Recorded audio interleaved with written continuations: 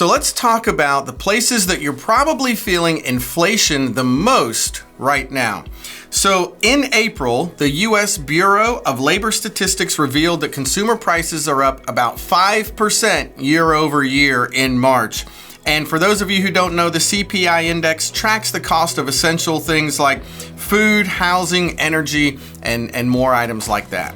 Yep, and that's actually, believe it or not, some good news, because about a year ago, that number was 7%, so it's come down a little bit. Who would have ever thought we'd be in an environment where we'd say 5% inflation was good? So it is trending down, but here's some key categories that are likely affecting you and your family.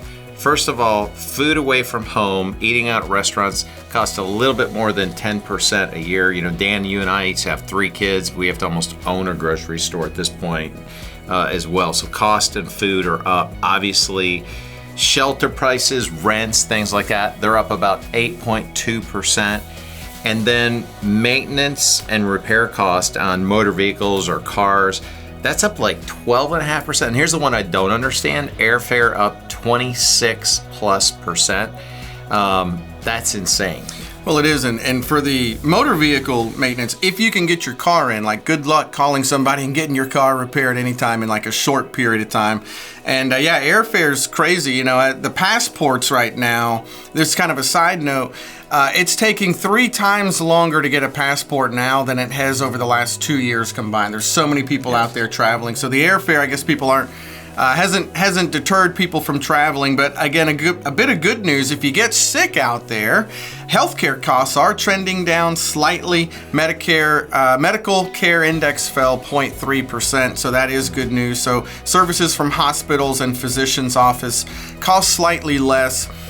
Here as we move through the year, we are expecting these inflation numbers to get a little bit better, but it is going to take a lot longer than I think they expected. Yeah, you know, people ask us all the time what we think about the Fed policy. Well, you know, it's maybe a little controversial, but Jerome Powell's not exactly my favorite.